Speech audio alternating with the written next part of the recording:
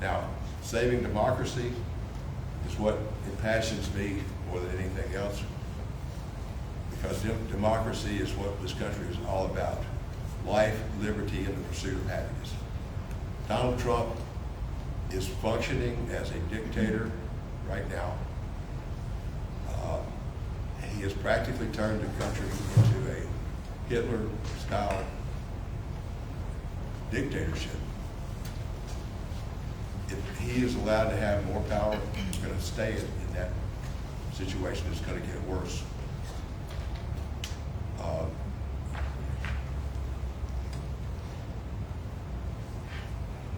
The concept of democracy is something that I'm very passionate about. It is what we're about as a country. And I'm going to fight with everything I have to save our democracy. Thank you. Hi, Tania Nyman. And I'm going to repeat some of those things. I've cheated a little bit. So the first part is our form of government and protecting democracy, because the truth is if we don't defend that, then we can't fight for all those things that are actually going to make the world a better place. So starting with defending our constitutional rights, we've seen attacks on the right to free speech, the right to due process, the right to peaceably assemble, the right to protest. We have to defend that. We also need to fight for election integrity, and that's critically important. One of the issues that's very important to me is fair maps, and so I do have a free newsletter on Substack, and I started it with a two-part piece on the East Baton Parish School Board delineating the ways in which our maps have historically been manipulated in order to allow those with the wealth and power to maintain their wealth and power. So if you want to read something in detail that goes like into a little deep dive, it'll give you some understanding of how important it is to make sure we understand what constitutes a fair map and we can fight for fair maps. Also, voter access. Everybody knows the SAVE Act. We've had a couple of people mention it. That attack on trying to deny people access to the polls, so important. And you know that even if we defeat that bill, they're going to come back with something else that just is marketed differently, where it may not be quite as obvious. And we need to be always perennially looking for those types of assaults on people's right to get to the polls. And overturn Citizens United. One of the things that I noticed at the school board, even at the school board map and in all the other maps, the way those districts are drawn, it allows the billionaires to pour so much money into our elections that candidates can't get elected unless they can ingratiate themselves to those billionaires. And if we can draw fair maps, we can mitigate that influence. But the big thing is we need to overturn Citizens United. And there's a variety of ways, I think, to do that, even at the state level. Protecting public education, to me, is very important. It's a cornerstone of a healthy democracy. And one place that we do need to clarify within the state party is who is actually for genuine public education and who is for privatized public education, privatized education. Because one of the issues that divides us is the support for charter schools. And in my estimation, we got to understand that the way the Louisiana charter school law was written, it's different in all the states, right? That was one of the federal oversights in the federal policy, that they left it up to the states, and go figure, Louisiana wrote its charter school law in a way to make sure we get rid of public education. So everybody needs to understand that a charter school is governed by an unelected board, and those unelected boards, they serve at the privilege of the charter management organization, and that charter management organization siphons out our tax dollars into their for-profit business affiliates. That is not public education. That is corporate-run private schools. And we need to make sure that we restore democratic oversight of our public schools so that we can control our tax dollars and make sure they're invested in our infrastructure right here and not going out of state to national and multinational corporations. So, and then, of course, as everybody mentioned, income inequality is really up there. I mean, and the only way we can address that is certainly, well, not the only way, but one of the ways is that we have to certainly raise that minimum wage, but we also need to tie it to fair taxes, which means I think one strategy might be is to don't fight Trump on trying to repeal his bill. Let those tax cuts for those making less than $1 million stay in place, but then we create new income brackets for those making over $1 million in income and maybe $10 million in income, and you have a much more significant tax rate on any income over that amount. And that would certainly be, we'll confer with an actuary to determine exactly where we should put those brackets and what rate we should tax them at to make up the difference for what Trump has just obliterated. The deficit is crazy. And we can get those tax dollars, then we can shore up the social safety net. So Social Security, which, by the way, we can raise the cap. We talked before about that. Very easy to save Social Security by raising the cap. It wouldn't increase taxes on anyone making over, am I out of time? $178,000. And so, yeah, fair taxes, minimum wage, social safety net, Medicare, Medicaid. Thank you very much. Well, I'll let you elaborate on that a little bit, because the next question is, how do you plan to address the cost of living? Do you support raising the state minimum wage as proposed by Senate Bill 230 and House Bill 353? Okay, so I looked at the Senate bill, and I have so much respect for Senator Barrow. I remember when they closed our public hospital in East Baton Rouge Parish, which, by the way, is a serious issue, because if we privatize the public hospitals, that means when we actually get universal health care, it won't make a difference, because all the money will siphon out through the private hospitals. That's why they're setting those hospitals up to fail across Louisiana and in the 5th District. So she walked, they closed Earl K. Long in East Baton Rouge Parish, and she walked all the way from Earl K. Long to the old woman's hospital to demonstrate how it disenfranchised North Baton Rouge by the closing of that hospital. So I have great respect for her. I looked at her bill. One, I support, I think it's better if we pass an increase in the minimum wage at the federal level, because that decreases the number of companies that'll just cross state lines. The other concern I have about her bill, though, is that it's a constitutional amendment, and it's not a minimum wage, it's a living wage, and it's only $10, which means that that's less than what they're paying at Taco Bell right now. So I don't know how meaningful it is, and I'm very wary about putting it into the Constitution, because that means we would need a 2/3 majority in order to raise it again. So I always look for those little cheats where they make it seem like we're doing something good, and I don't think this is Senator Barrow by any means. I think maybe some advice here or there. She's trying to do some good, but I think in the long run, it might not be in our best interest.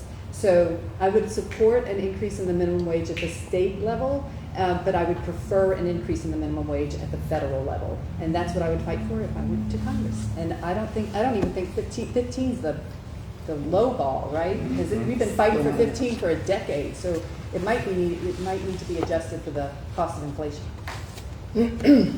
Okay.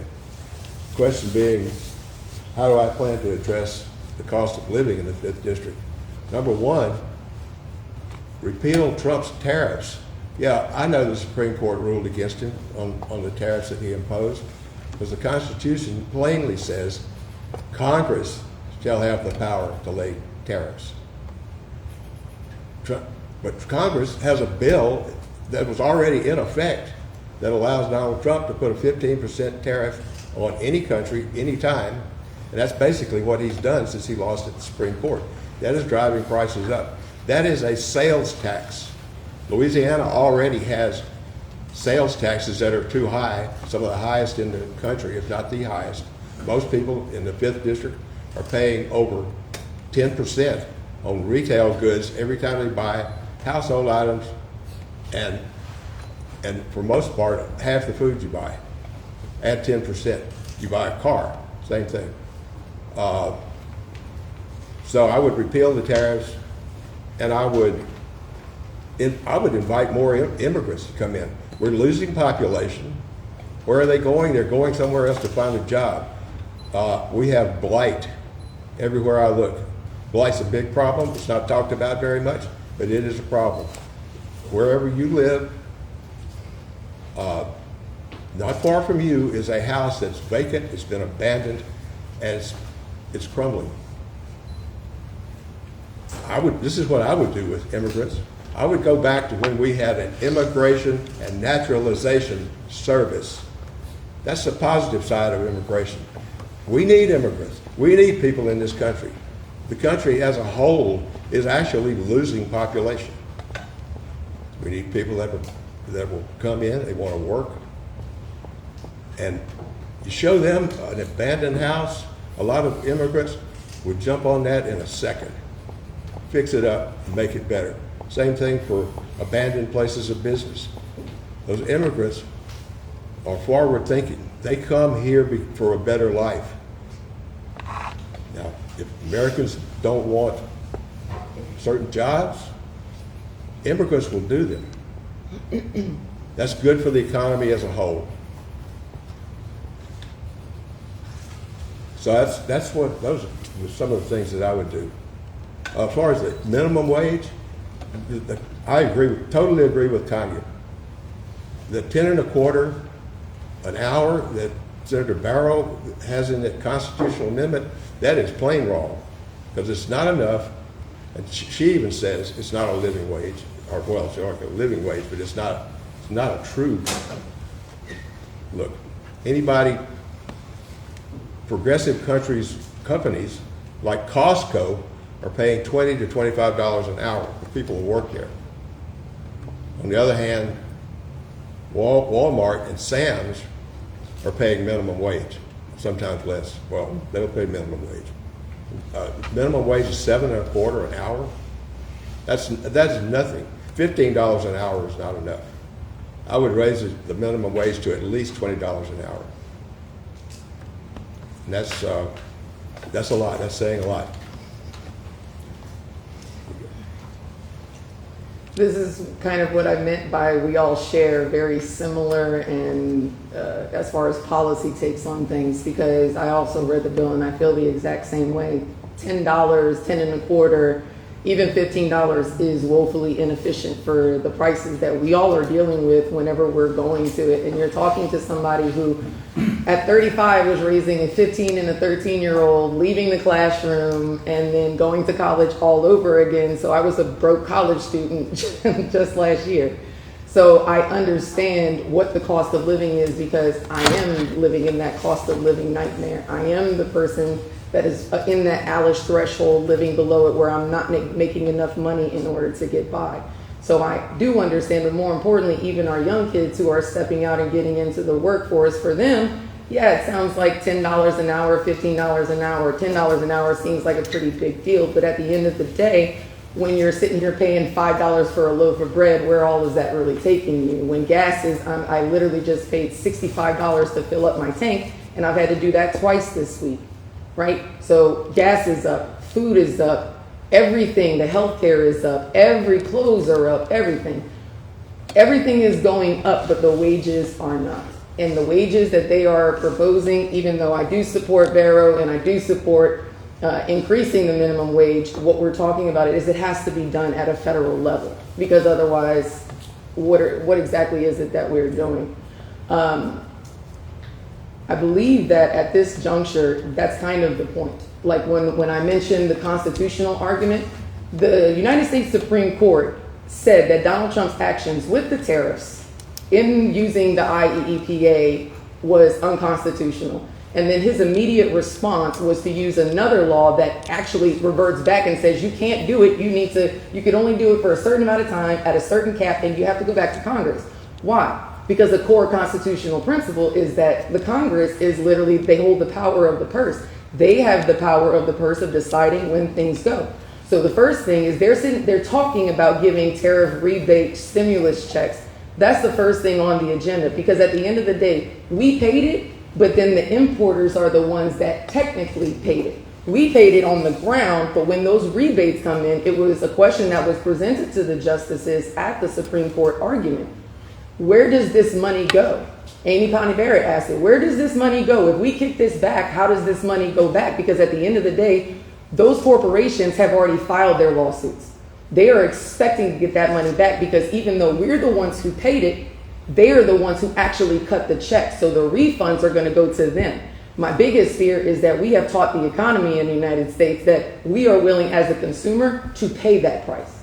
So I have no confidence that now that the Supreme Court has kicked that back, that is actually going to reduce the prices. I don't foresee at any point in juncture in time the prices that we have increasingly paid due to tariffs. I just don't see them going down. So when I'm going there, yes, we're increasing the minimum wage, but we have to pass legislation that is going to bring these prices down collectively, and then give us the stimulus checks and give us the rebates that we paid whenever we've been paying the tariffs. And it should not go to the corporations that are making millions of dollars, and it should not go to the Howard Lutnick's of his Commerce Secretary's pockets, who is making having his sons in the business and making the ones and getting the rebates back and buying up all the contracts as all these other businesses go out of business. It should be going back to the hands of the American people, because ultimately we were the ones who had to pay it.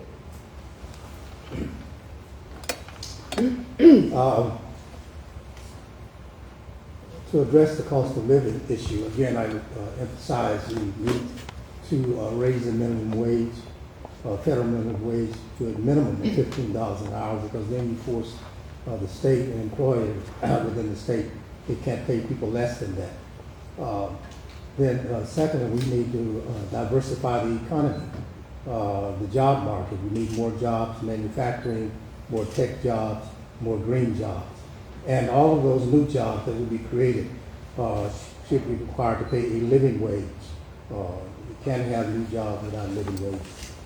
As far as Senator Barrow's bill, I appreciate the spirit and intent of this bill, but I definitely couldn't support it. $10.25 an hour is certainly not enough to pay folks rent and food. The average rent is about $1,000 a month. Then you have a car payment, let's say $300 a month, and you have to pay insurance $100 a month, you know, and then $10 an hour, what you're making about, what, $400 a week. It comes out to about $1,600 a month. You're already under the water. So for me, it just simply doesn't fly. There are other things about the bill that I don't agree with, and that I think is like Section C, which talks about paying people less than the $10 an hour if they receive tips. If people work and they provide a good service, then they should receive those tips, and they should not be penalized for it. The other part of that is that why would you penalize disabled people? There's a section in there that says, well, disabled people should be paid less because of their mental status or the disabled status. I do not agree with that. That's just another form of discrimination.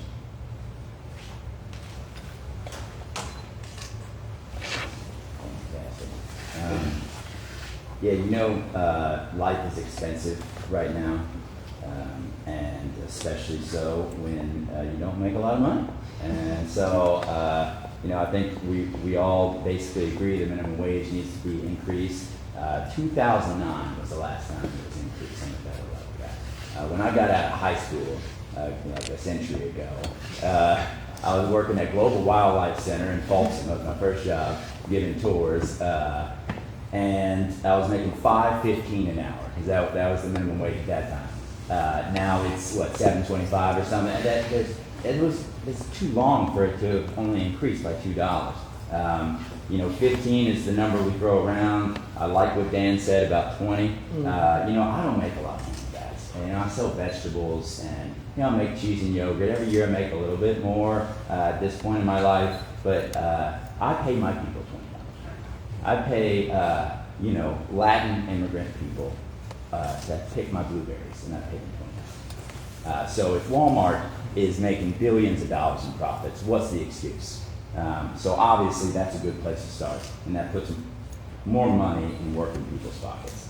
The next thing we would do is to try to boost unions. You know, we haven't talked a lot about workers' rights and collective bargaining yet tonight.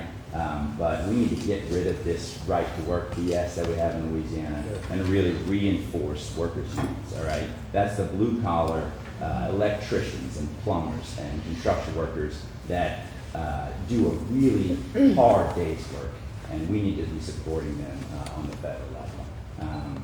You know, single payer health care is obviously something that we've been talking about for years, and we really need to address. The thing that ties into the cost of living here, and in the 5th District in particular, is if you had a single-payer system where everybody was covered, I really feel it would unleash the creativity and ingenuity of the American people, and it would allow you to start a small business or move to that place that you've always wanted to move without having to worry about losing your health care from your employer.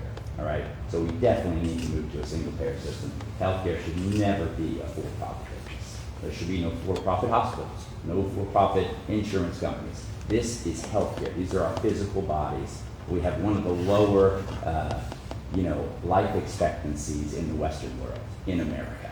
And it's just these are the types of things that we've just been ignoring for too long. And a couple of other little things. Eventually, we really need to be moving towards a universal basic income. All right, we need to have a level that people cannot fall below. Okay, and that's the type of thing we need to establish.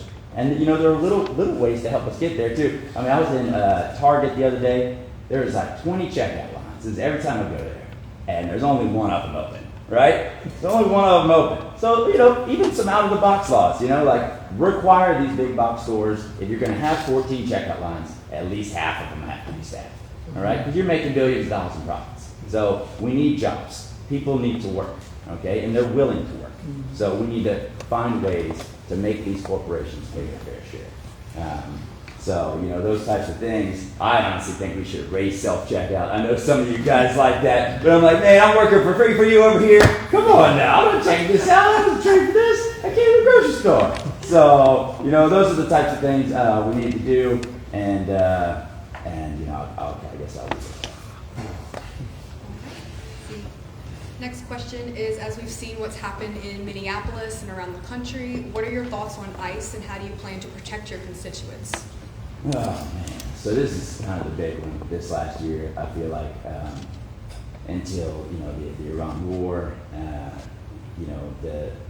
the horrors that we've seen unleashed on the American people, the paramilitary shock troops with their Nazi masks and jackboots walking through American cities, that is unheard of and disgusting. All right, and so let me be the first to say that ICE should be completely abolished. It should be buried on the ash heap of history, all right? And I'll go a step further. I'd say that we need to change our footing away from this war on terror mentality that we've had since 2001. We need to completely dissolve DHS. All right? A lot of people don't realize DHS is only about 25 years old. It's not like a long-term government agency.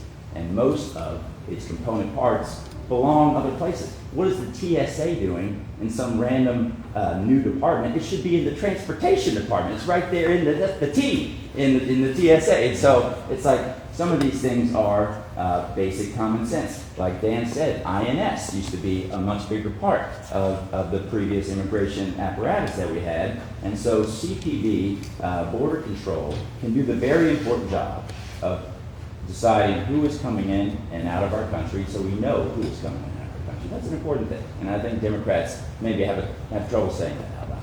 But it's a good thing to know who's in your country, who's not in your country. That being said, that's the border. We do not need roving paramilitary bands with all the old Afghan and Iraq war equipment, playing house like they were, at home playing Call of Duty. That is absurd. The other things that I'll say about that, we need, once this is all over, to have real accountability from the top to the bottom, all the way to the agent level. These agents that murdered Alex Preddy and Renee Good in broad daylight need to be brought to justice and put in jail, probably for the rest of their lives. Because there's no way to prevent this type of thing from happening again if there isn't real accountability for these actual crimes that we all witnessed. When we had the big surge in New Orleans, I was lucky enough to have a lot of extra vegetables left over in the fall, and so I've been working with the Southern Dignity Not Detention Coalition in New Orleans. We've been delivering vegetables to immigrants' houses directly who are too afraid to leave their homes. I mean, this is crazy, guys. This is the United States of America, and we have families in incredibly poor neighborhoods, good, hardworking people, their children going to school, and they are afraid to leave their house because they may never see their kids again. That's the reality. And so this is a top issue. This is absolutely something that we need to move past. And remember that we're a country of immigrants. Every single one of us has ancestors who came from somewhere else. Some of them are forced to come here. Some of them came here as indentured, as slaves, as super poor people. But we all have that story in our DNA. And so we need to remember that. That is so important to the character of this country. And we're adrift on that point. And so abolish ICE, absolutely. Well, I concur with Jesse on that. I would move to abolish ICE. But in the meantime, there are some things that we can do. I spent a as I said, a great part of my life in the city of Los Angeles, and Los Angeles is a sanctuary city. And one of the things that we did in Los Angeles that can be done here as well, that is to prevent police officers and the sheriff department from turning people over who've been detained, immigrants who've been detained and held in jail, prevent police officers and the sheriff department from turning them over to ICE. Also prevent the sheriff department from informing ICE when people come to court. A lot of immigrants come to court, and then sheriff department has a habit of tipping ICE off and then arrest these folks while they're attending court, trying to get their due process. So you prevent police officers, any local police officer and sheriff department from collaborating with ICE in the wrongful detainment of immigrants. The other thing is that community groups can organize and mobilize to monitor and to notate when ICE are violating the basic human rights of immigrants. Immigrants do have certain basic human rights and rights under the Constitution. And so that could be noted. And the other thing would be that we could make sure that ICE identify themselves, that they're not wearing masks, they're not masking themselves, parading as citizens, but then turning around and turning on people and arresting people. So we could also educate immigrants themselves about their rights and also provide them resource information in the event that they are detained, that they would be able to contact someone where they can get assistance and get help. So this one is probably one of the main reasons outside of protecting democracy that I ran. So I mentioned in the introduction my nickname is Rubia, and that's because when I was in high school, I was living on the streets. And primarily the Latin dance community is what gave me something to dedicate my time to. So they called me La Rubia, which means the blonde in Spanish. I guess it was like less country, easy to remember. I don't really know. Who knows? But they welcomed me in. And I spent years. I graduated in 2004. Katrina hit the following year. So the scene was decimated. All my family, mi familia was gone. So I worked in disaster recovery. Then I moved to the Dominican Republic to train and then to learn. And then I came back to the States and I came back to Louisiana. And I started to build the Latin dance community. And I started the New Orleans Salsa Bachata Festival in 2017, which brought dancers and performers from all around the country, all around the world really, to train, teach, and perform. So when I'm in law school last year, I think I'm probably one of the only folks that have actually, when they did Catahoula Crunch and Swamp Sweep, not only after my protesting for the men who were killed in the Hard Rock, I drove 30,000 miles because after my arrest at the Hard Rock for protesting to get them out, 20 days later, George Floyd got killed, and then I drove literally from sea to shining sea, from Niagara to Tijuana, around the country to protest, so you can't tell me what I saw with my own eyes. So when Catahoula Crunch and Swamp Sweep came to New Orleans, I was one of those members of the caravan. I was one of the organizers that was helping to locate where Chico Vino. I could tell you exactly what Chico Vino was doing, and I can tell you that all it was a PR. He was getting out of his car, going and knocking on a door, then doing that about 2-3 times with the camera crew following him. Then he was stopping at a gas station, getting some Slim Jims and some energy drinks. And while Orleans Parish was not cooperating, and it is true, they were not turning over the data. Ann Kirkpatrick and they were not. Kenner was. Jefferson Parish, which is just on the other side, was. They were providing an escort for him and for his group of catchers that were going around and doing this. And one of the main reasons why I'm running is because that is the community. As an Irish and Scottish woman who was taken in by this community, that's the point.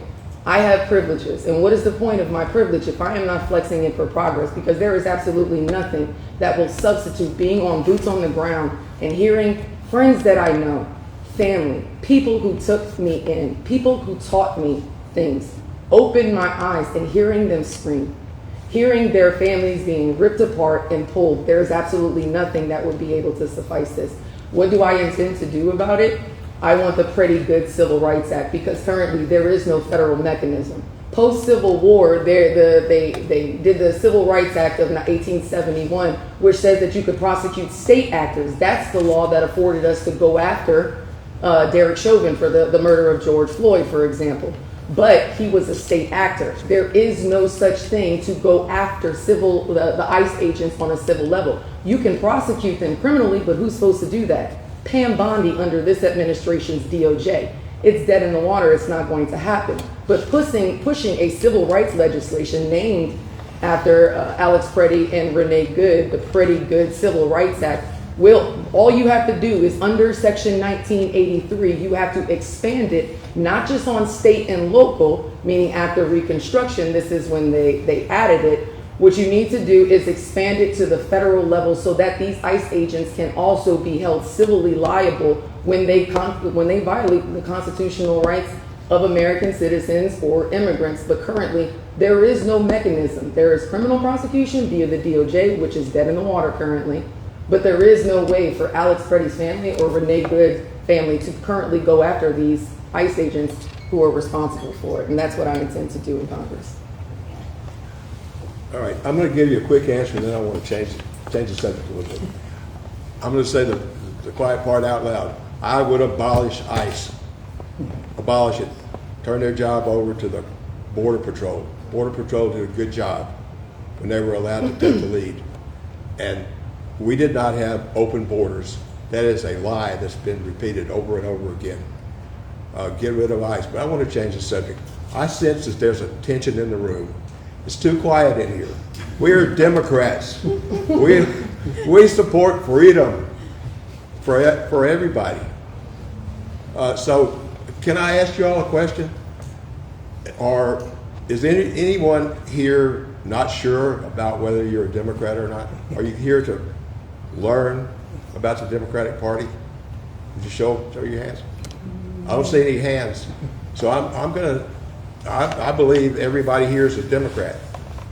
You already know most of what we're saying.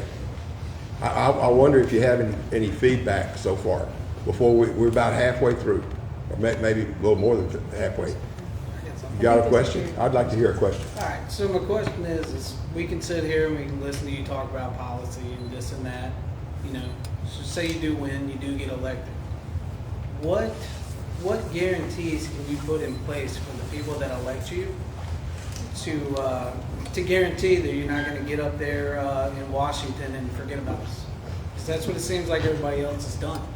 And the way that the generation is going is the older generations, if the football team failed, it was replace the coach. At this point, because of the way that our democracy is now, I can almost guarantee that this generation is, the moment you get up there and you fail us, we're going to call for your head. And we just want to make sure that when you get up there, you're not going to forget about us. What kind of guarantees can you put in place to make sure that that's not going to happen? That you're always going to make sure you continuously work for your people? If you want to know a guarantee about me, go on my Facebook page, my personal Facebook page, Dan B. McKay Jr. on Facebook. Read back as far as you can read. You'll see the things that I've said, the things I've talked about. I had no idea I was going to run for Congress on February 1st. Sometime after February 1st, between there and February 11th, when qualifying started, it hit me that I was destined to run for Congress. It had been what I've been doing all my life. I've been representing poor people in court. I'm a member of a group that's organized on Facebook, but it's called Sin Law Activism. It's not really in the 5th District right now. It's based in Alexandria, Pineville, and Rapides Parish. I'm in a Avoyelles Parish. I'm this old white guy, and most of the active members of Sin Law Activism are young women. You could go to the page. You have to be approved by the moderators to be a member, but you can go to the page and look at it. You'll see me on there. You'll see my picture. We've had active demonstrations in January, February, and March, in addition to the No Kings rally, which I attended in Monroe this past Saturday. I am a solid Democrat, and I will vote Democratic. The only way I know to prove it is to look at my history. Ask people that have been in the legal world, been judges or lawyers in Marksville. They will tell you what I did and how I represented my clients. The ones that were appointed to me as a public defender, more than I can count. I represented them like they were paying me $1 million, and I've got a history of doing that. That's the best guarantee I can give you is my past. Hi, well, I'll get to that question, but I'm going to answer the one first about ICE and how I'm going to protect my constituents. And first, I think we can try to claw back the $75 billion they put to DHS, and that would hopefully stymie their ability to invade the cities and do that kind of work. I do think it's important, and I do think that at this point, ICE has demonstrated that it can't, like that bill that created ICE can't be amended to save them. So we do need to abolish ICE, but we do need holistic immigration reform. We don't have open borders, we need protected borders. One of the things that I always want to talk about is sort of the history of how we got here. So my mother was, she was very passionate about her views. I was coming of age in the 80s. So one of the things my mother was always very upset about was U.S. foreign policy in Central America. So I'm just going to repeat the things I remember hearing from her, and I haven't checked for sources for this, just so you know. So, of course it was the Iran-Contra scandal that everybody knows about with Oliver North and the trading of arms and everything else. There was also the murder of nuns, and I think that was in Nicaragua. She used to always scream about El Salvador. Do you know there's 13 families that own all the land, and they won't let the people farm because they can earn more money raising cattle for McDonald's? I mean, this is the type of lessons I had. And then standing in the middle of the living room shaking the newspaper. Do you know what they're not telling you? And so this is true. We are the immigration we're having right now is because U.S. foreign policy destabilized Central and South America, and it's because we allow, unfortunately, very often, our military to be used as a mercenary army to protect American corporations to the detriment of those countries.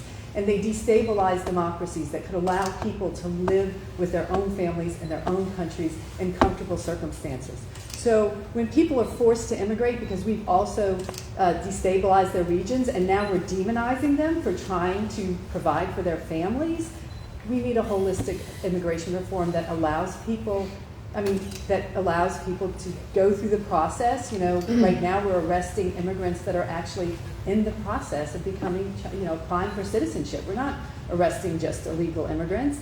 But we also need to watch our foreign policy and make sure that we understand how there are repercussions, long-term repercussions that happen for that when we do harm, real harm around the globe. Okay, so how would I protect my constituents?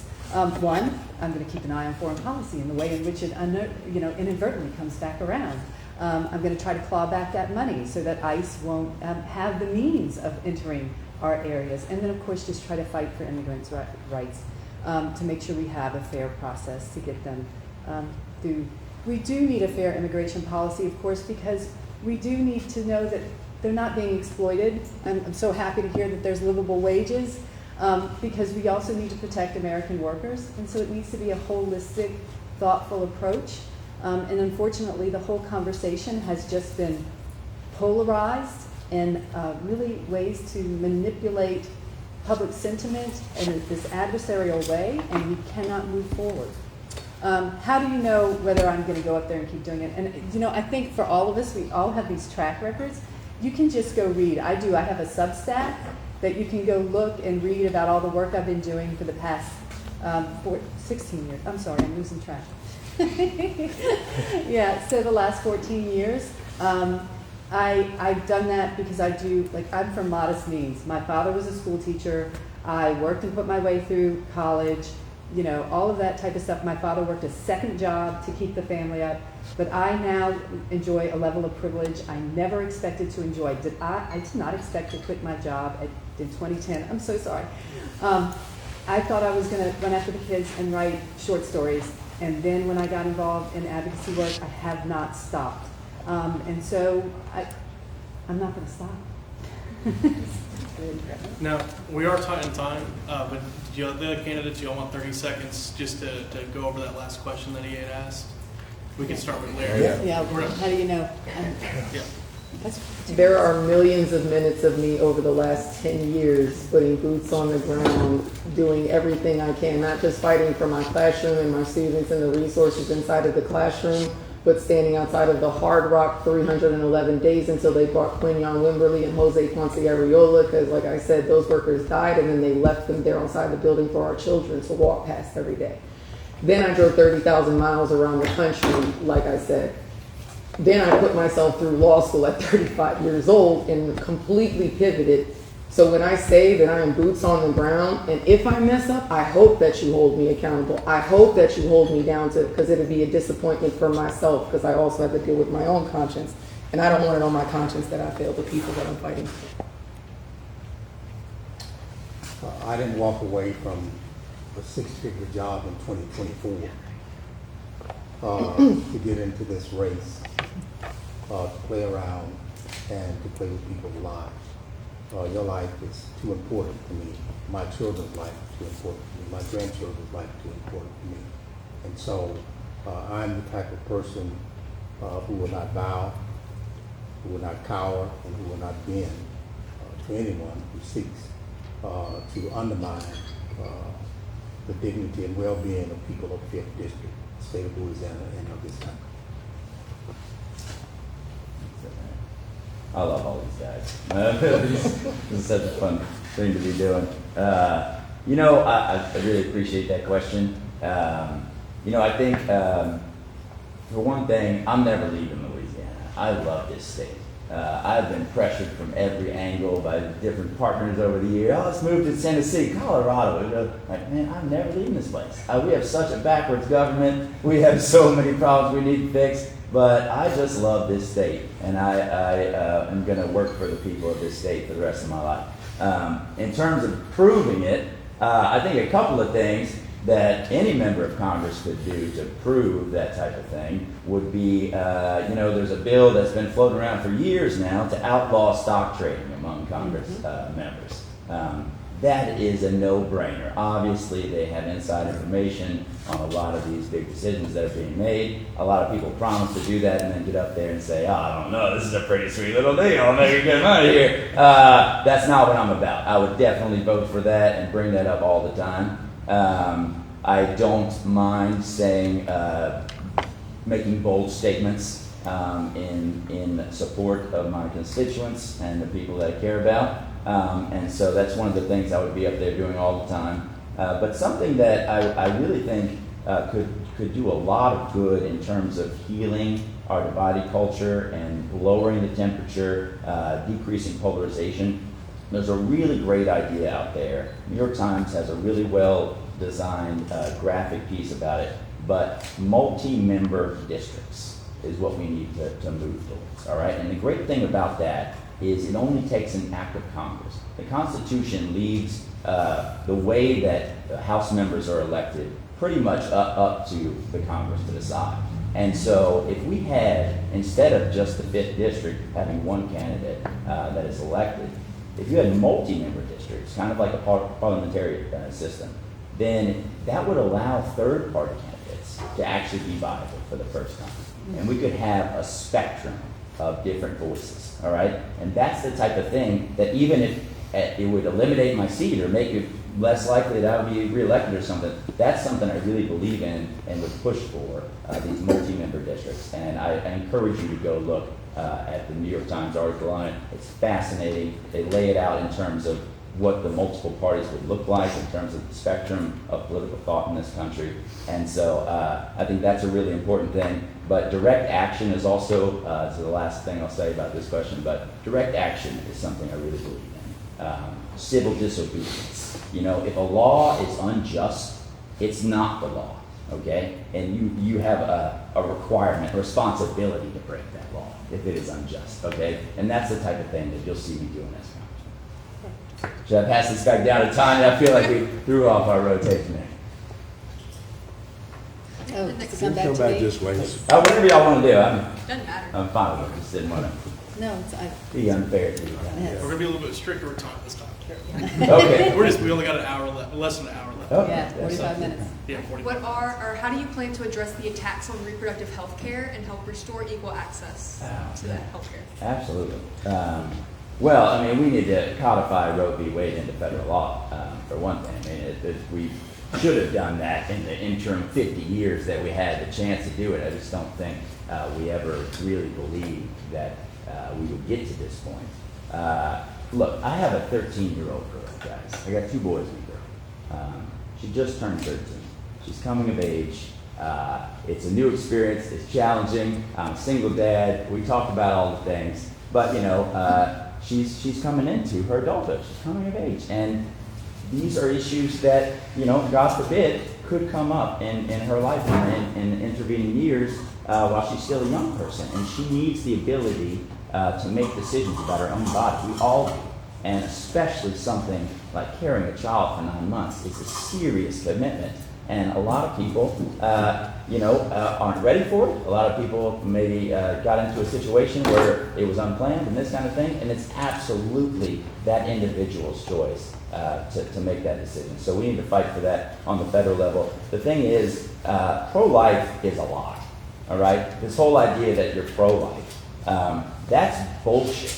Okay? I'm sorry. What about food?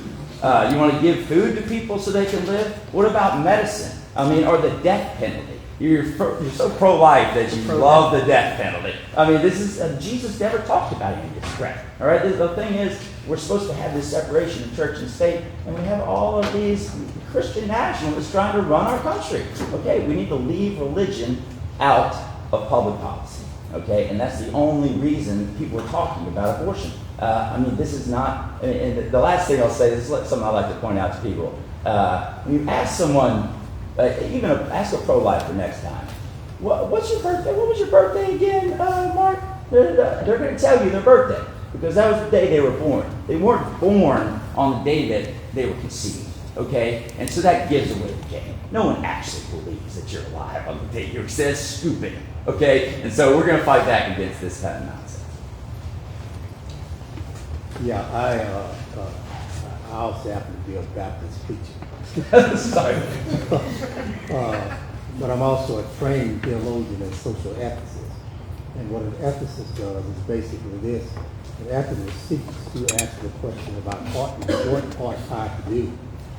What ought I to do, particularly from a Christian standpoint, what ought I to do in light of what God has already done? So the starting point from the Christian perspective, not the Christian nationalist perspective, is not what would Jesus do, but what has he already done. And so I operate from that perspective. And I am pro-choice. I support the right of a woman to choose to do what she wishes to do with her body. And I support abortion rights, that no woman, no child should be compelled, or girl should be compelled to bring a child into the world that she cannot care for, that she cannot nurture, or that she is not ready to bring into the world. So I stand firmly on that issue. I have granddaughters, and I'll be damned if I would want them to be raped and then have to carry that weight with them for the rest of their life. They should have the choice and should have access to abortion.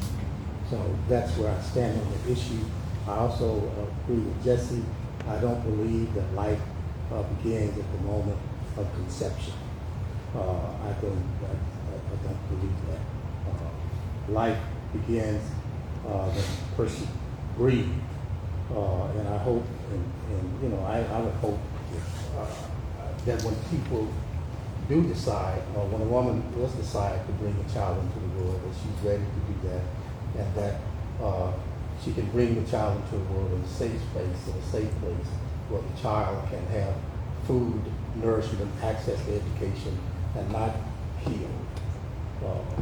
As Jessee articulated. So not only am I a woman, but I am also a woman who has had to make a difficult decision with my husband at the time of having an abortion. So obviously for myself, I am definitely 100% unequivocally pro-choice. It has nothing to do with you. That said, I also have 8 older brothers. And one of the things that I presented to them, and the mother of a son, obviously, and the mother of a 15-year-old little girl, But I questioned them and I asked them, well, how would you feel if I passed a law or propose a law that said mandatory vasectomies? I mean, they're reversible. Like, why not? I mean, considering Genghis Khan had thousands, we're talking about you can produce how many children in a particular day. As a woman, I can only carry one pregnancy at a time. I can carry multiple, but I can only do it once a year. And I have a very short window in order to do it. So it kind of, the logic kind of falls apart. So I am very much a person of codifying Roe, as Jessee said. I am very much a pro-choice person. And I'm also very much understanding of the anatomy of the female oppression. Because if you really understand and you really think about it, it is not pro-life, it is pro-birth. Because if you cared about life, you would be extending access in order to reproductive education. You would be providing contraception. You wouldn't be doing the issues that you're doing with IVF and things like that, and taking it to the extent. You would be providing the health care. You would be providing the education. You would be providing a livable wage so that these people can actually, parents can actually raise these children and not raise these children in poverty. So the anatomy of the female oppression is, the reality is, I produce the workers. I produce the soldiers, and I produce the prisoners. And ultimately, that is what I believe that entire movement is about. It is ultimately, at the core of it, a capitalistic principle, because you don't care about the quality of life that these children are having. You just care that the bodies are being born, and therefore you can push them and put them wherever you need to. If you fail them in education, then you hope that they will go into the criminal justice system, and therefore you can make profit off of that. You can take it across the board, and I fundamentally am at the core of it. It is my choice. It was the decision between myself, my husband, my doctor, and my faith. Otherwise, it has nothing to do with the government. Core issue behind the Dobbs versus Jackson Women's Health is it's not just about that. In the dissent that Clarence Thomas wrote, he said Obergefell's next. He's going after, they're going to use that because you are ultimately giving them license to come into your bedroom. And if they are going to do it to women, you better believe it is only a matter of time before they take that and they start to chip away one by one by one. And we're already seeing it because that same Christian nationalist movement is already talking about women's suffrage, except it looks like the SAVE Act. It will not be a repeal of the amendment. It's going to be legislation, like a repealing of the SAVE Act. So to make sure help restore access, I think I have made that pleasantly clear. My stance is unapologetic. I show up exactly as I am, and I shoot from the hip, and I am unapologetic about the way that I go about it and say it. And just like I said it to you guys, I don't want mandatory vasectomies. It's not something serious that I would seriously entertain. But if we're throwing things out there on the board, then let's just take that logic and go to its logical conclusion. Gentlemen, if you're sitting here and that made you kind of squirm a little bit, now you know a little bit how us ladies feel sitting here in the room, because we're under attack and we need you, because the vast majority of statewide legislatures, as well as the United States Congress, is older white men. So if you fit that demographic, we need you on the front lines. You have a particular privilege, and we need you to now flex that privilege for our progress as well. Okay. On this subject, I want to acknowledge that I'm a man. I don't know what it is to be a woman. I would not purport to tell a woman or women in general what to do with their own bodies. This has become a cliche, but it shouldn't be a cliche. If men could get pregnant, we wouldn't be talking about this. This wouldn't be an issue. I understand that, and I will not purport to impose my will or the will of the government on a woman. She should be able to make decisions about reproductive health in connection with discussions with her doctor and other health care providers. And what would I do, what I actually do? I would fund Planned Parenthood or similar organizations. That is part of health care, a major part of health care. I understand that much. That much I know.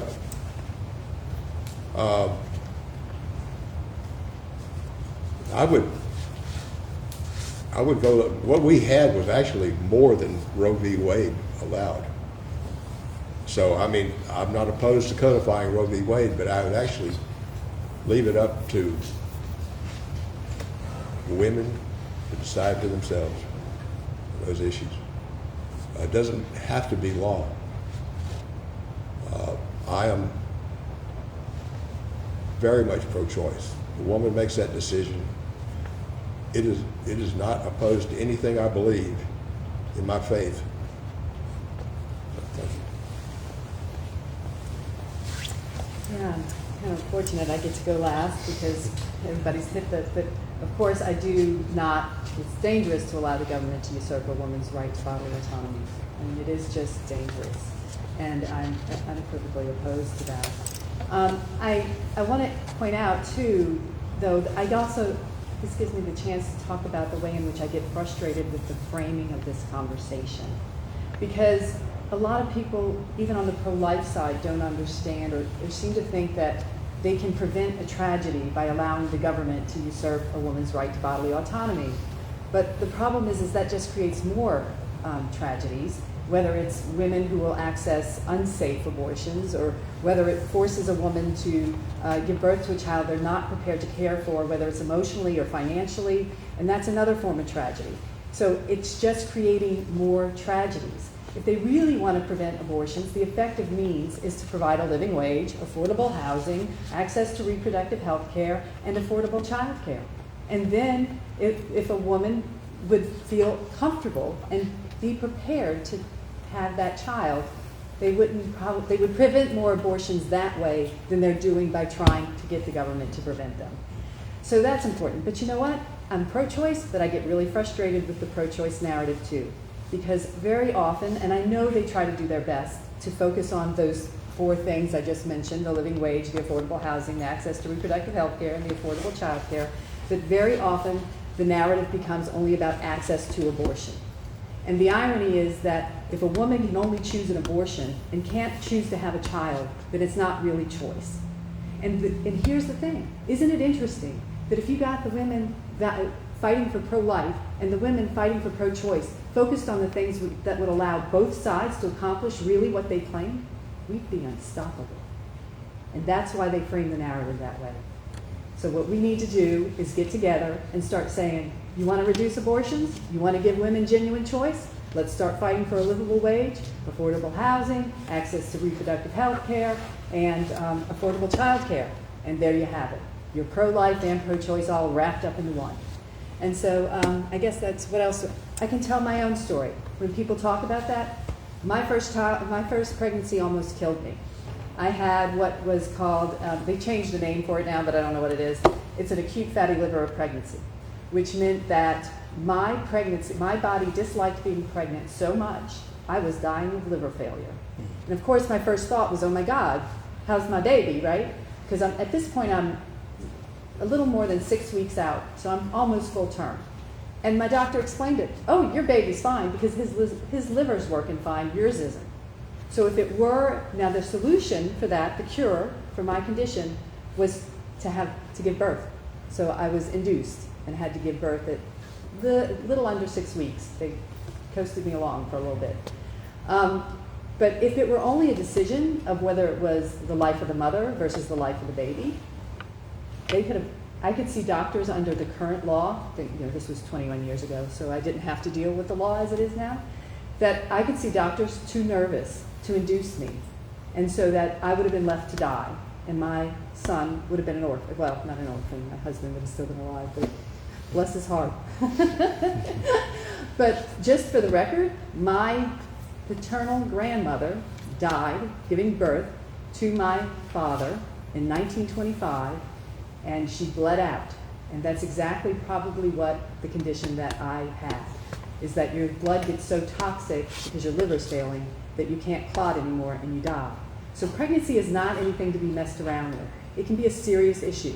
And so I don't think that gets highlighted enough. People seem to think, oh, no big deal. No, things go wrong. So people need to be able to make that choice for themselves very, very carefully.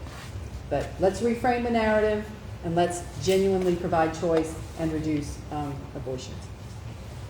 And the last question is, do you support carbon capture? Why or why not? Do you want me to start with this? So My brother's a wetland biologist, and so I often go to him first to ask his thoughts about various environmental policies. And I know there's a carbon capture facility in Representative Robbie Carter's district, I think, in the 5th district. And I was like, what do you know about this carbon capture? And he goes, you know what the best carbon capture project is? Trees. And I said, I'm stealing that line. No, carbon capture is not only a ruse, it doesn't actually genuinely do anything. The science has demonstrated that. But it's also another example of the way that business and industry will take a government policy that was intended to accomplish one thing and manipulate it so that they get the benefit for themselves. So it's coming out of the green policy, right? It was supposed to allow us to explore alternative forms of energy, and instead the petrochemical industry came up with this carbon capture project, and it allows them to continue to get the oil unabated and not do anything about climate change and not allow alternative forms of energy to be developed. And so it is overall bad. I'll let the others, I'm sure they have the science on all the reasons that it doesn't actually reduce emissions and it's ruining the areas where they're digging the pits and everything else, but I don't think, and it's another example of the way the Louisiana people are just being run roughshod over. You know, we're just being run roughshod over. We'll start with the tax policies and the public policies in order to bring those in. Okay. I essentially agree with Tanya, but I have a somewhat different view. Carbon capture, I've done some reading on the subject, and I'm not going to say I'm in favor of carbon capture, but here's what I've learned. Louisiana has had carbon capture in some form for the last 100 years. Why? Why did they do it before the environmental laws were passed? Well, they knew the carbon dioxide was harmful. I'm going to say this. I'm not a supporter of carbon capture per se. It's not the best thing. Of course, as Tanya said, trees are probably the best way to deal with carbon dioxide. But carbon capture is what we have, provides a lot of jobs, is part of the petrochemical industry. In Louisiana, the petrochemical industry has been what this state has been living on for at least 100 years, actually more. And for that reason, we've got people who make a good living. Look at the plants around here. I can't go against them. What I can do is move forward into the future. Another reason why we need carbon capture right now is there is no alternative to carbon capture to control CO2. For that reason, we've got to have it. Somebody had a tire ad. Tires don't make you look any better. They don't smell good, but you got to have it. That's kind of what it is with carbon capture. There's no alternative, and we've got to move into the future to reduce emissions, start paying attention to the environment, go back to where we were as Democrats. Again, we're Democrats. Life, liberty, and the pursuit of happiness. We've got to move toward the goals of the Environmental Protection Act and all of its amendments and all of its forms, and start supporting the environment, working to improve our environment, and we can get out of this continuous cycle that we're in, where we're getting nowhere with fighting clean air, fighting for clean water. We should have been taken care of years ago. We should be there now. What we've got to do is just work into the future, continue to fight for it, elect Democrats to office. Thank you. Great. I am not just a protector of mothers, but especially after my road trip traveling across the United States, I consider myself a protector of Mother Earth. So that being said, while we do have the increase in carbon and there aren't the trees or the viable method, the way of doing that is finding non-renewable energy, is to invest into green energy in order to reduce the dependency that we have on fossil fuels, et cetera, that reduces carbon just as much as the trees would, correct? What I'm not willing to do is to sacrifice people or at the expense of the planet. We've come entirely too far, in my opinion, and my biggest fear is that somewhere here in the district, we have an incident like they had in Saratoga, Mississippi, which is just on the opposite side, northwest of Jackson, which is literally just right there across the border, where they had a pipe burst, and you have an entire town that needs to be evacuated, sent 50 people to the hospital to get treated because cars shut down. People passed out. The first responders, before they even knew what was going on, they're all passing out because of the poisoning that's going on. I believe genuinely that there is a way that we can move forward, and we have to find something. I'm not totally against fossil fuels. I'm not against the capitalism in the industry. But at the end of the day, we cannot continue to go down this way in non-renewable energy, even though non-renewable is in the name, meaning at some point we have to find some shape of energy that is going to propel us forward, whether that be solar, whether that be wind, whether that be hydro, whatever that is safer for the environment. But we're currently in an administration where they're like, forget that. We can go ahead and put the forever chemicals in your food, on the ground, drill baby drill, forget that wildlife refuge, forget the animals that are there in the community. And more importantly, they are polluting your land, your water, jeopardizing the future of the people who live in the district. Even in places like where Jessee, his agriculture would be destroyed by the economy of it would be destroyed across the entire 5th district if they're allowed to go through, and there is that kind of break. You're jeopardizing the safety, and I'm not willing to do that. The only way that I would be for safety, the only way that I would be for carbon capture is if you can guarantee that there will be regulations, there will be accountability, there will be an emergency plan put in place if in the event, and more importantly, it is being monitored closely, especially after I worked with the men in the Hard Rock. The reason why the building, and I knew nothing about engineering prior to this building going down, but buildings either collapse by design or during construction. And what ultimately happened is not only was it design flawed, but the city inspectors never showed up. So they never showed up to see where the flaws in the building were, and then ultimately you let those men out to dry. And that's what I'm afraid of in this incident. If we keep on going drill baby drill, if we keep on saying we're going to carbon capture and then this is a safer alternative as opposed to finding, I'm just not willing to accept the fact that we can't at this point in time. I grew up in the generation where we wanted to free Willie.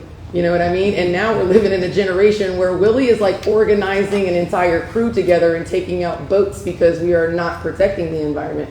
We are not protecting our investment for the future, and we're looking at a fishless ocean in a couple of decades if we aren't careful. While all that sounds pretty crazy, that's exactly where it is that I feel like we're going. So we need people that are willing, that are not going to turn away the industry, but at the same time are going to enforce and stand up for the safety measures and the accountability component that comes along with that.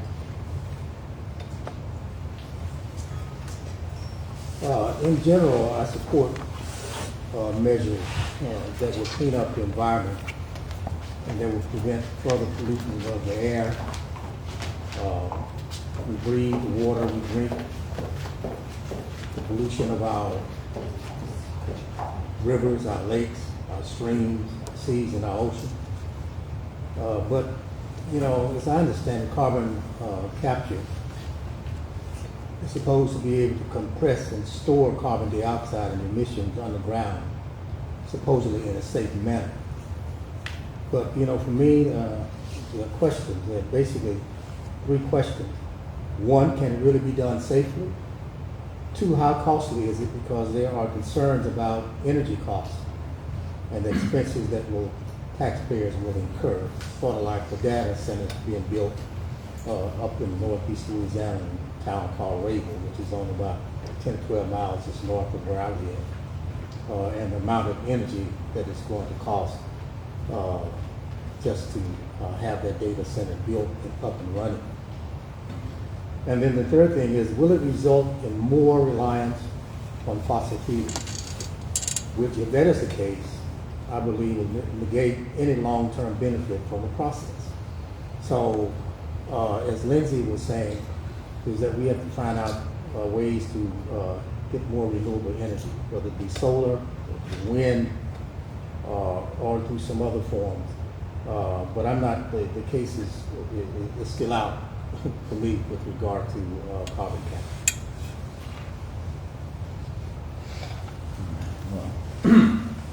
Yeah, you know, I would agree that the case is still out. It seems like a real dubious technology, and more than anything, it serves as a corporate smokescreen, is what it does. It allows people to feel like we're addressing the problem of climate change, and so we already have this carbon capture facility, so let's just keep on pumping more of it into the air because it's not a problem anymore, and that's a lie. And so while I'm always for more scientific research, creative solutions to these type of problems, we know what the solutions are, guys. That it's been clear for 50 years now, basically, that the planet is warming up, the climate is shifting because of all the crap we're pumping into the atmosphere. Okay, it's not like a hard concept. We all learned about runaway greenhouse effect in the 7th grade, and so this like performative ignorance really gets to me sometimes. But the real thing is we need to move towards renewable energy. There's lots of good ways to do it. Wind and solar is fantastic. And, we're letting the rest of the world get ahead of us on this thing. I mean, China just built the world's largest solar farm. It's like 60 square miles or something crazy. And so we can be doing those types of things. We've got space for that. But kind of on a macro level from this, we need to ultimately restore the EPA to its role in American society. I mean, they're loosening mercury rules around power plants. I mean, carbon capture is not going to capture mercury out of there, all right? And then, they're just like, put all the glyphosate you want in the soil. I mean, that's a real problem that carbon capture is not going to address even if it did work, all right? And so we need to be moving towards real solutions instead of these kind of performative gimmicks. One of the things that, because I agree with, I think especially what Dan said, and this state has relied on petrochemical funding and jobs for generations. And so I truly believe that in places like Louisiana, where it's been such a big part of the economy, this is where we need to be leading the way towards the new energy, clean energy jobs of the future. Otherwise, we're going to get left behind, and we're going to have these huge chunks of the working age population that don't have the same jobs they used to have. One of the things that I love to point out, because I think is really exciting, even though, like I said, a lot of these technologies are still being developed, they're not 100% proven, but wave energy is something that, as a coastal state, Louisiana could really take advantage of. And there's some super cool, if you ever want to dive into this little thing, especially I think in the Northwest and Oregon and stuff, they're doing some really good experiments with this. There's great potential for that. And it, just like the sun, just like the wind, it's always going. So once you set it up, it's just like free wave energy, man. And then we're just pumping that out to the Gulf South, and then Louisiana's rolling again, all right? And we could have clean air and clean water, and how good would that be? And so, yeah, we need proven solutions and not corporate gimmicks. Perfect. Thank you guys for all of your answers in this discussion. We have about 19 minutes left. If anyone has any questions that they'd like to ask. Sure. All right.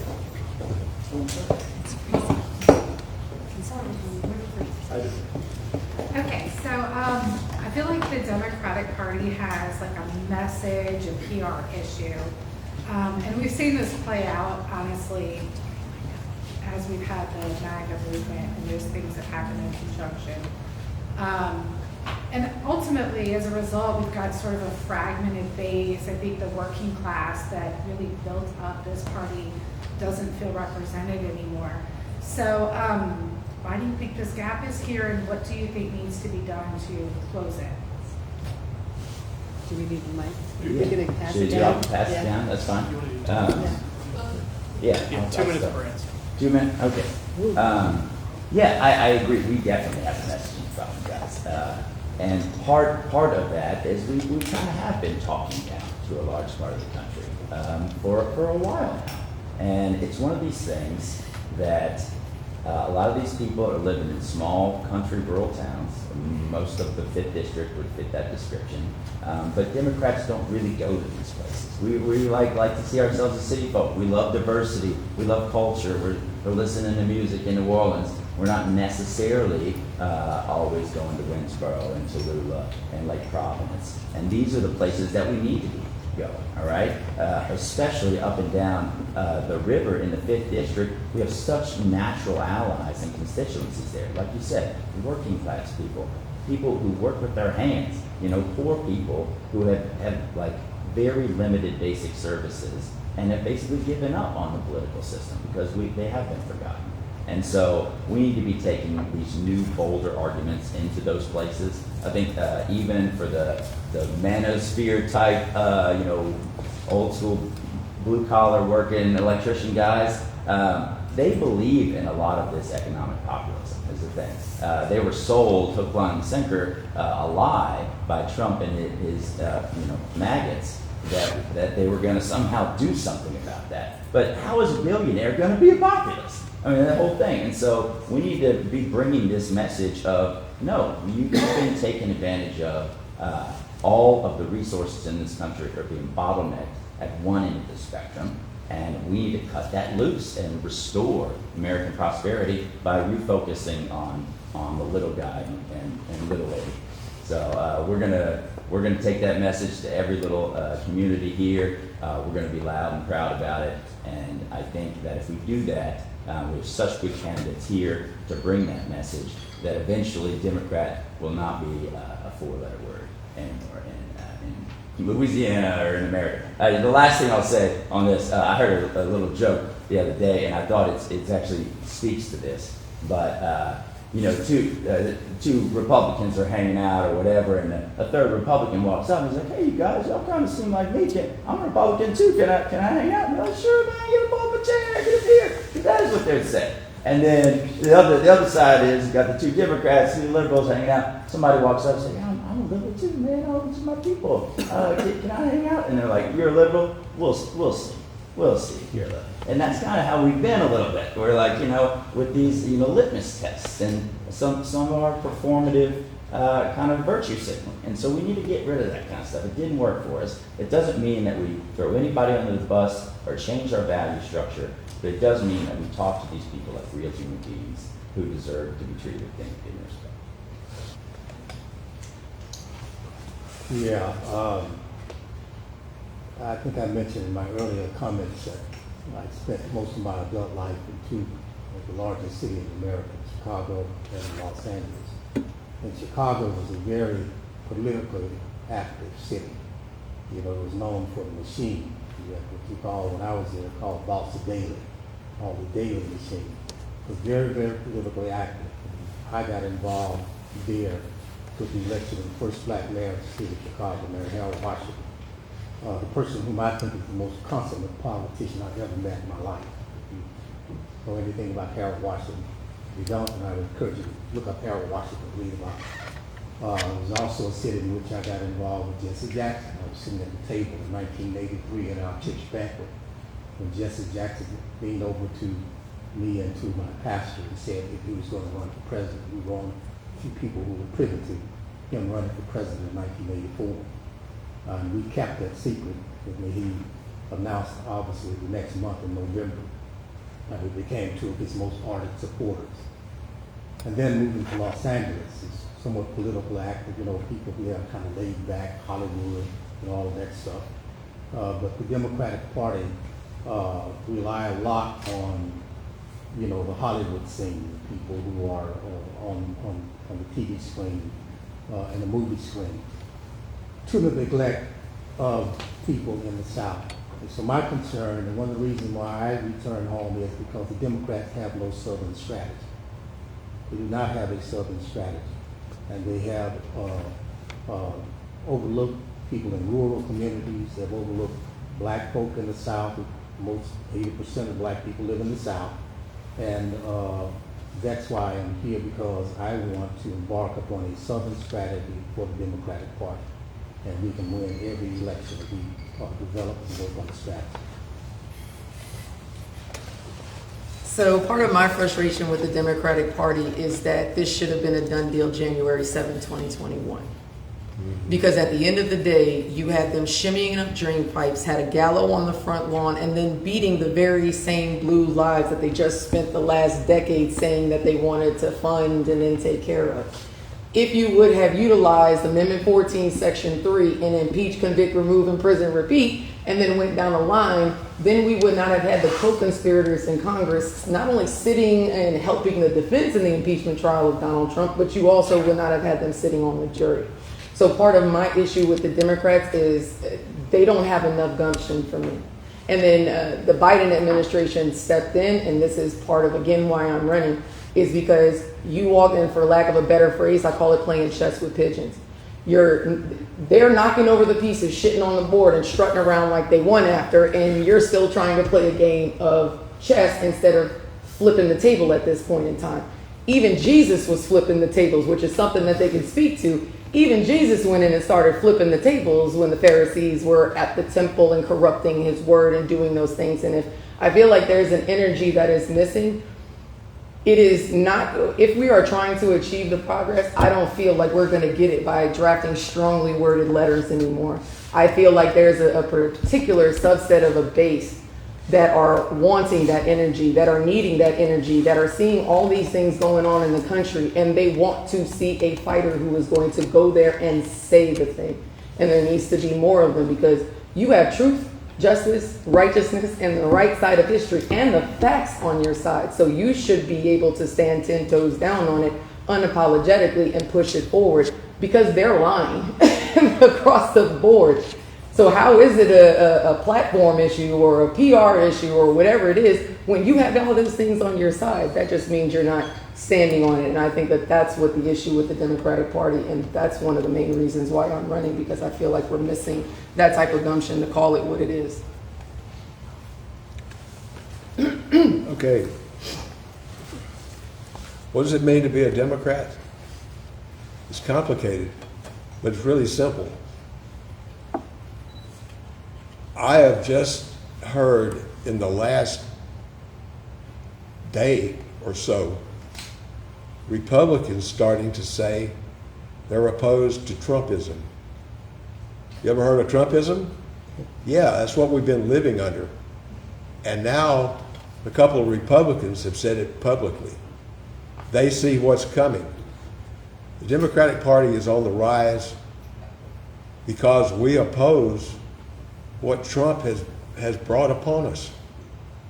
Trumpism is just a modern day version of ultra right-wingism.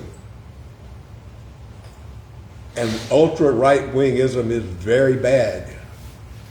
It allows a minority of our citizens to let their racism and bigotry go wild. And that's what we've been seeing in this country. It's all based on and a product of ultra racism, ultra bigotry. Why does the so-called big beautiful act cut Medicaid? What's the point of that? I said Medicaid, that's people of all ages cutting their already sparse health care. All right, 30 seconds. Number one, the simple reason why they're cutting Medicaid is not to save money. It's because Donald Trump doesn't like poor people. They're not members of the billionaire class making billions of dollars. It shouldn't be that way. We're going to change it. One of these five here are going to go up against a Republican on November 3rd, and we got to win. Yes, I'm a Democrat, and I've been a Democrat now. Since the vote for the crook, it's important. Anybody else remember that? But let me tell you my beef with the Democratic Party. At the national or the federal level, it's that we have an unspoken conversation between neoliberal politics and neoliberal economics and then the genuine economics that actually helped expand the middle class in this country. That's why I'm running as a newer deal Democrat, right?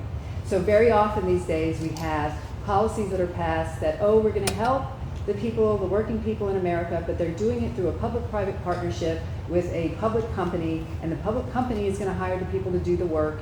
And then, you know what the public company does? Well, they take a cut of that money and they pay their C-level executives multi-million-dollar salaries and give them a great stock portfolio, and they pay their shareholders, and then they employ the people, and the people, all that money comes from paying the people less. And they don't provide them with a pension.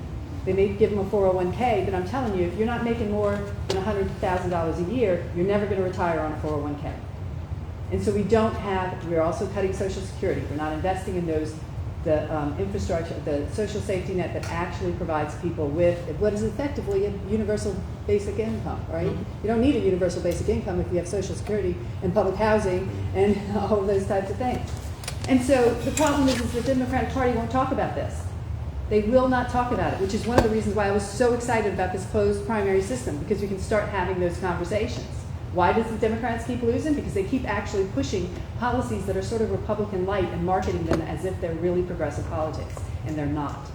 What's my beef with the state level party?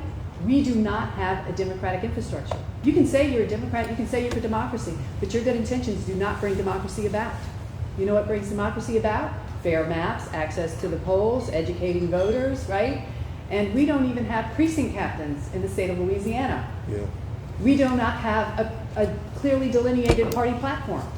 We do not have a transparent endorsement process.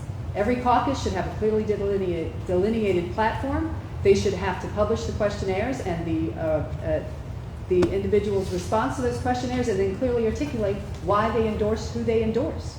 And that's how you would educate voters and let them make an informed decision. And we don't have that process even by our state party.